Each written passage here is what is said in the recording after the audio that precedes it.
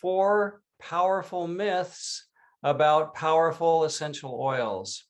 I don't know about you, but I have over many years of working with essential oils and talking with a lot of people about the benefits and how it can improve their health and vitality and all of those kinds of things.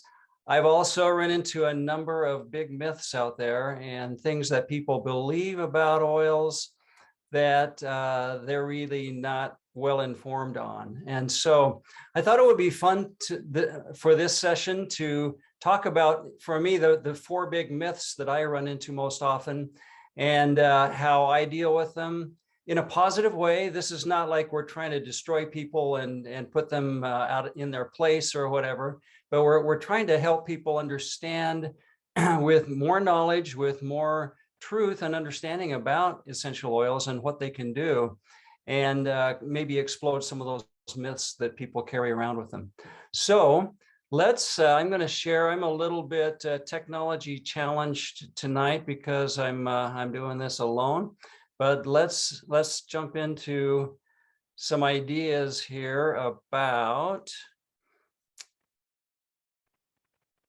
our topic. I think it's this one. Let me try that. Nope, that's not. Oh, yes, here we go. Okay.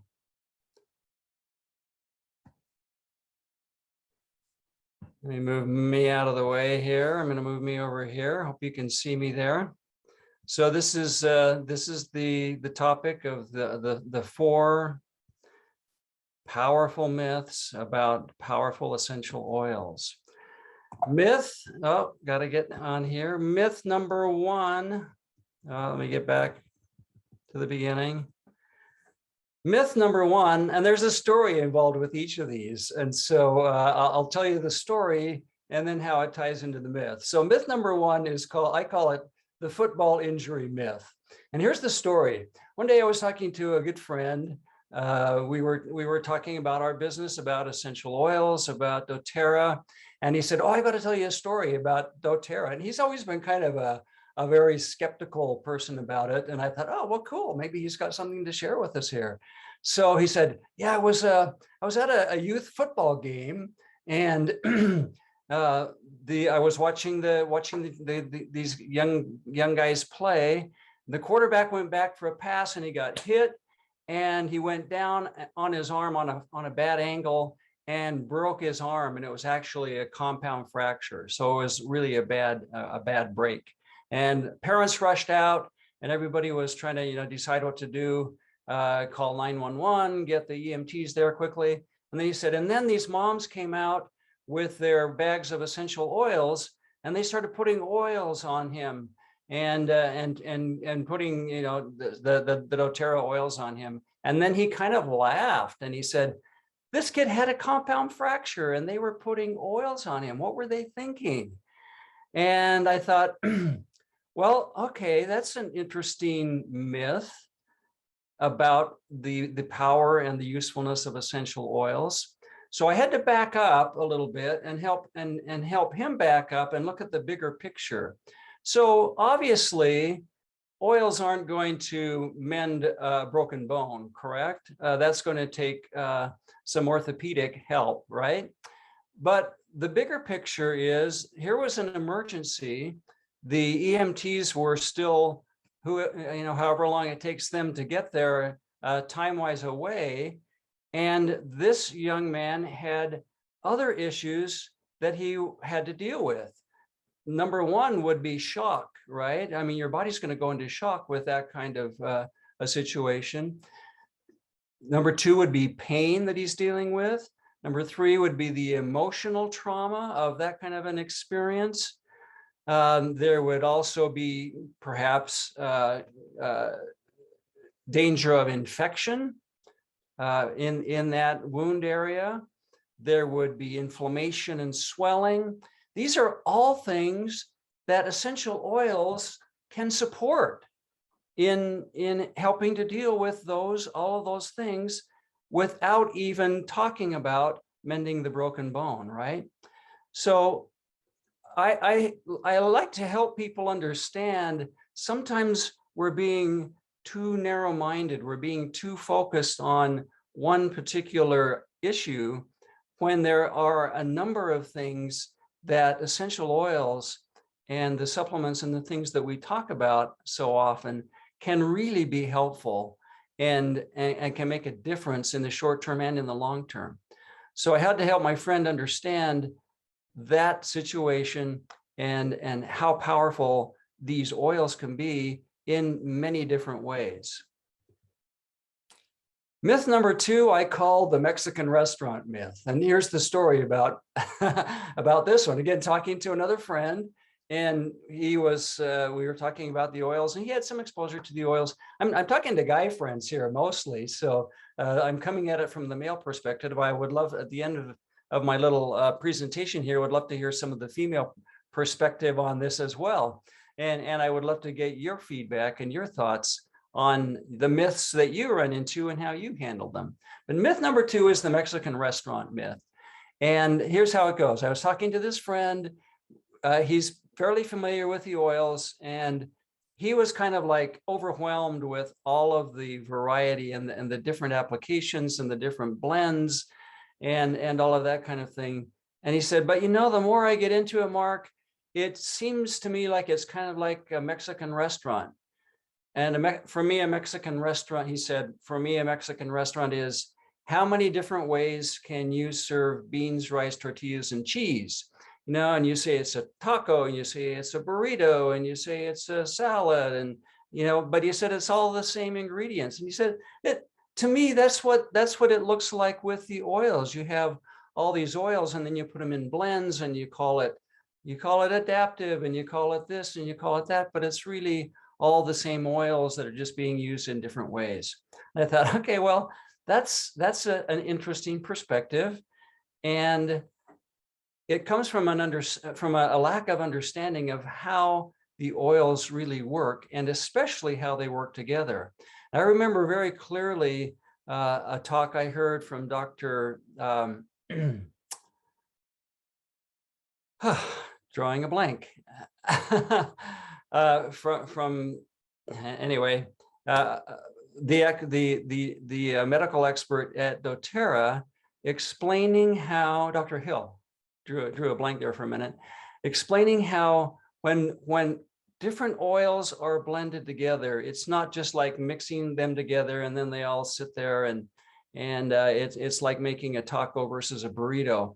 The important thing to understand is that you actually change the chemistry, and you actually change the efficacy and the benefit and and how that blend reacts and what it can do for you by mixing and by blending different oils in specific ways, specific oils in specific ratios. And it completely changes the nature and the capability of that blend. Plus, the oils themselves have many different properties and applications. And so I had to help my friend understand that it's not just mixing these things together and having and calling it something else. This isn't a marketing thing. This is actually comes from the science, it comes from the chemistry, and it's been tested and shown to be very helpful in supporting different types of issues that we deal with. And the blends and the choice of oils and the choice of supplements that we use can make a huge difference. So when somebody talks about the oils in that way, help them understand that there is actually a lot of science and a lot of understanding behind how they react with each other, as well as how they will react when they're in use. Myth number 3, I call it the baby and the stinky bathwater myth. So again, this is a lot more on the guy's side than the ladies. But when I talk to guys about these products, a lot of times I hear, oh, they're so stinky. I hate the smell of those. It's just terrible. I can't stand the smell of it. And and so they, they actually will demand that their wives or the ladies in their lives not use them around them and get those stinky things away from me. Well, I find that interesting because there are actually some oils that I don't care for the aroma of those oils, honestly. A lot of them I really like, but there are some that I just really don't care for. But what my friend was, and I have a number of friends who react this way. What they were actually doing was what I call throwing the baby out with the bathwater, and that is by taking their reaction to a particular oil or a few oils and completely dismissing it. They were missing out on the benefits of so many other products and supplements and things that could really benefit their life that don't have that aroma issue for them. I always come back to lifelong vitality. It makes such a difference in my life.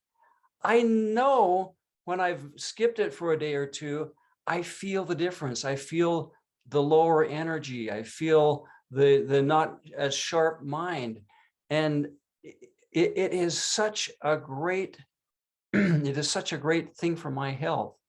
And so if I were to, because a couple of oils that offend my nose, if I were to just say, yeah, get all that doTERRA stuff out of here, get all that essential oils out of here, I don't want to have anything to do with it, I would be missing some great health benefits in my life.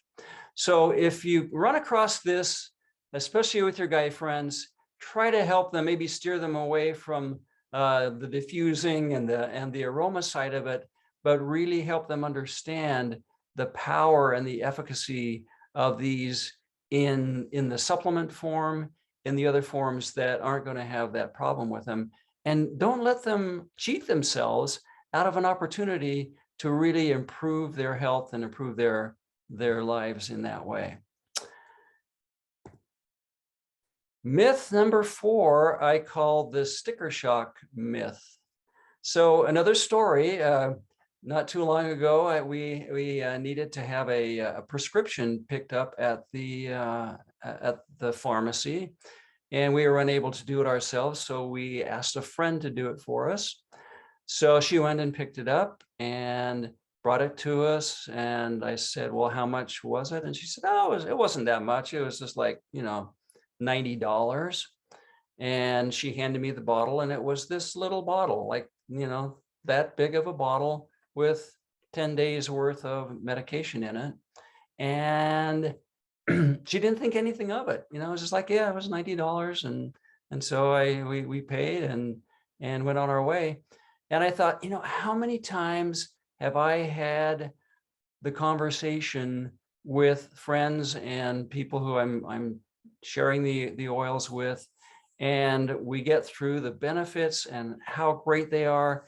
And then we get to, they say, well, how much does that cost? And if it could be a $25 bottle, or it could be a $45 bottle. And people have this freak out like, oh my gosh, for that little tiny bottle, $45 or $25 or whatever it was. And they don't equate the fact that that bottle has so much power and so much efficacy that can be very, very helpful for their lives in supporting their health.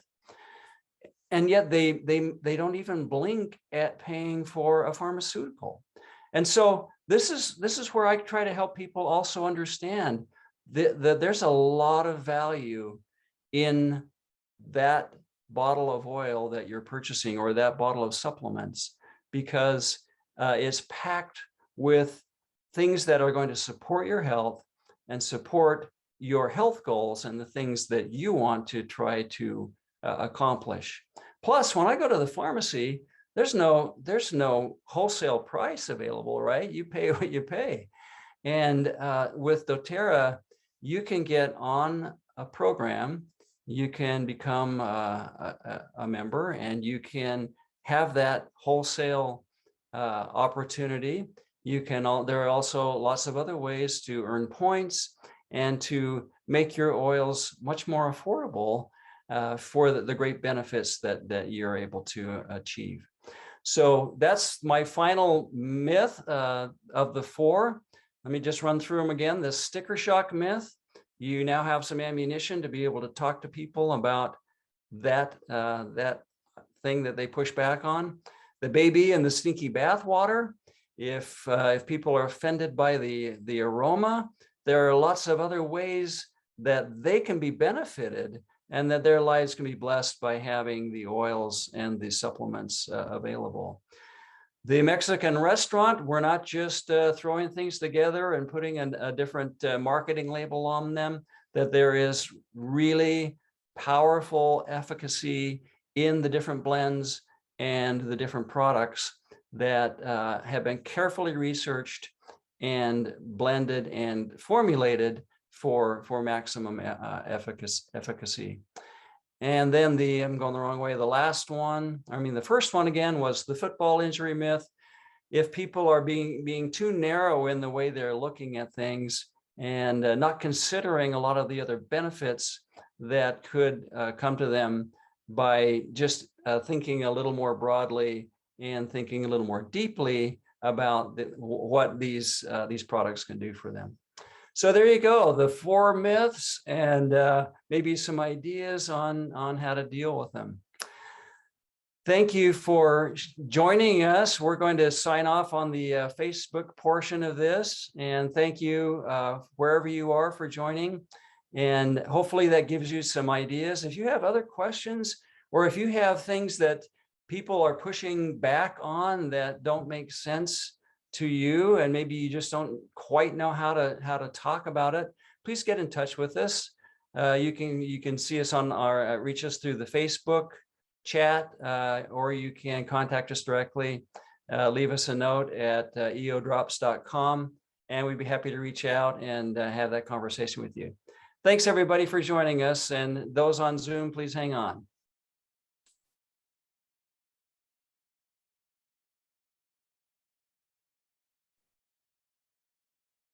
Okay. Gil, I see that you're on. Yes, I am. That was really good. Thank you.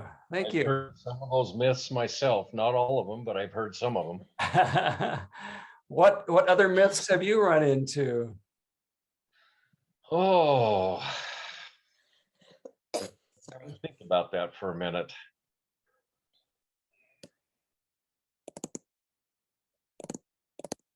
Okay. I think the biggest myth I've heard, the one at least that is the most inaccurate, is all essential oils are the same. Oh, okay. Who makes them? They're all the same, and there's no difference. You might as well buy the cheap one as pay full price, Right. And how do you deal with that? How do you talk to people about that? There's I don't remember who it was. When I first got into doTERRA, there was a customer that I was talking to that said she knew the day that a competing company started watering down their oils. She said, I knew exactly what the oils did. I got a bottle, I used it, and it didn't do it anymore. It wasn't nearly as potent, it wasn't nearly as effective. And she said, I knew right then that they had watered it down, and that turned out to be true.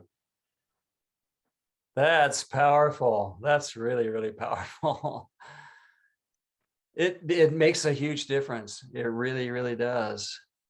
When doTERRA first came out with the CP, the Certified Pure Therapeutic Grade, CPTG, I was kind of like, see, what does that mean?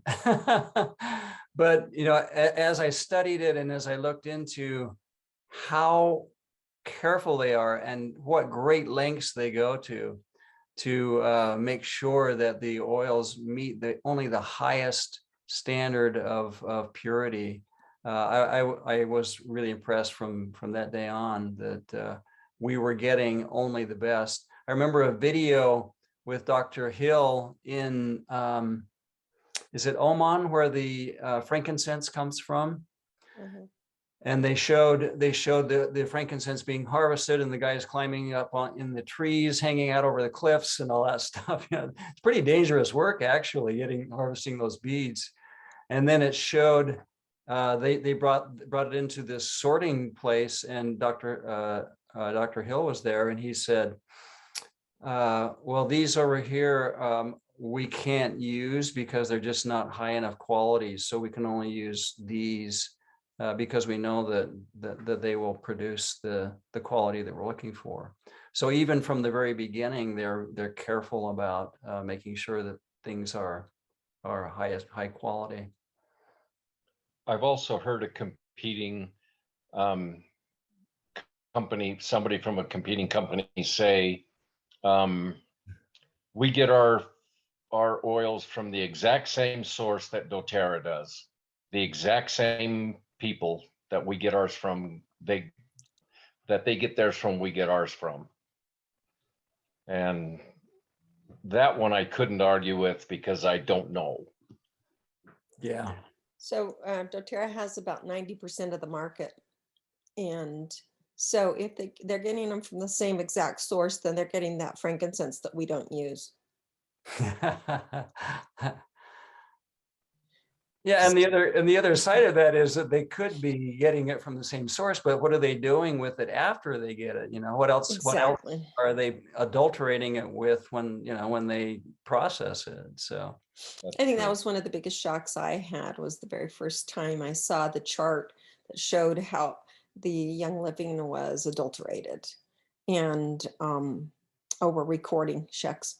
Anyway, how a certain group was it was adulterated, and they could show how it was adulterated. And they made it so that it would always have the very same exact formatting smell. And then you can do all sorts of other things to it, as long as it smells the exact way, which I thought was really interesting, because it always smells the very same to me when I smell my doTERRA oils. But their noses must be more honed in than mine is. But and maybe, that's not what they would look at first. They'd look at the spectrometry, and then they'd look at the gas.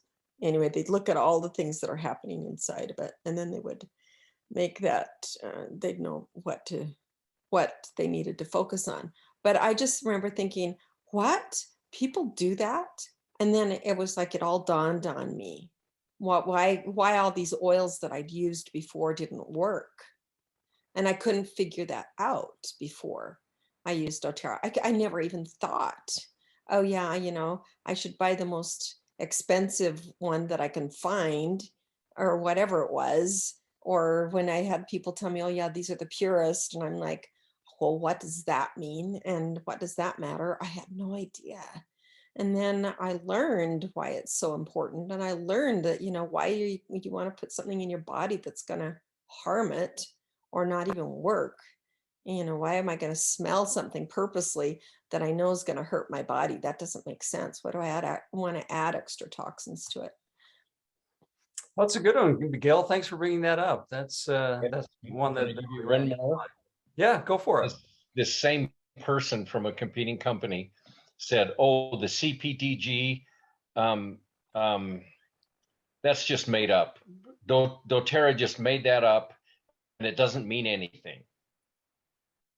And I thought, I didn't argue with him because he was pretty high up in this other company, and I didn't feel like I had room to argue with him. But I remember thinking, so what if they made it up? If it's real And if it really does measure the grade of the oil, then who cares if it's made up? Then it's a good thing, a good standard to use for the oils. Absolutely. Absolutely. Well, I'm just continually impressed with the amount of research and science and detail and care that goes into from the very beginning in the field all the way to the end bottle with doTERRA. Is the processes and the standard of quality is so high. It's really quite remarkable.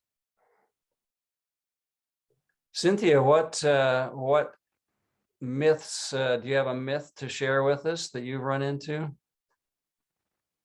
I had one just recently that they really don't they really don't do anything. That was a really interesting one for me. I'm Huh. like, they really don't do anything. I'm like, well, then why did our wonderful Western science go after every single plant in every remote forest in the entire world, everywhere across the globe, to figure out what is in plants, in the essential oils? Why did they do that if there's really of no value? And why did they try to make it into synthetic chemicals so that they can sell it in pharmaceuticals? And I think that there's a little bit of a disconnect for most people. And part of it is that, we do have very targeted things that we do in Western medicine, and they are beneficial, but they do have side effects and symptomatic things that happen as a result of using them over long term and sometimes even short term.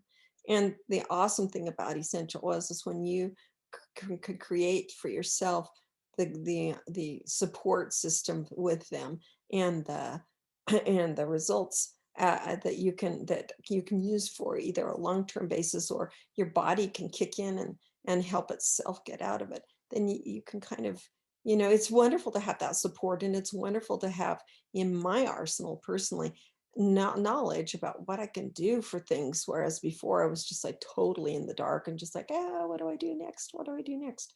And now I have an entire arsenal of possibilities.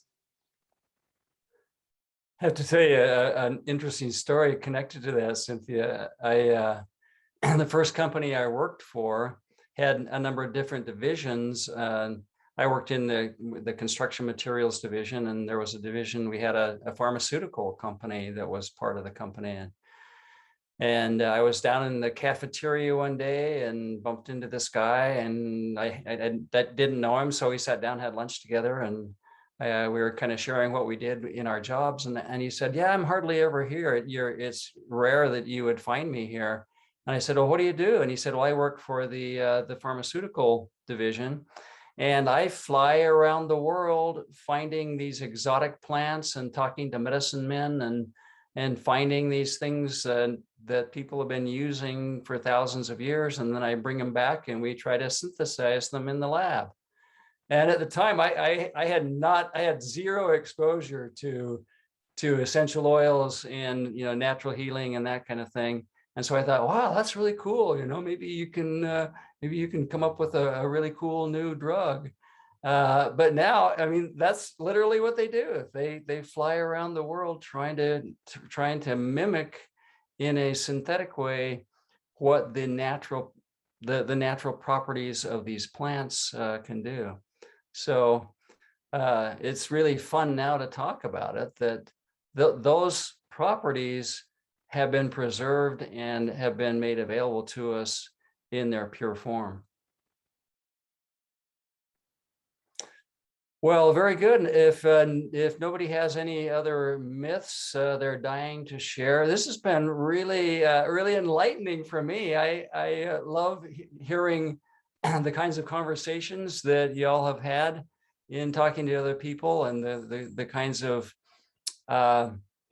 truths that we can share, and the enlightenment that we can bring with these great products that have been such a blessing for our lives. And so we'll wrap it up here. Thanks for joining us, and we'll see you next time.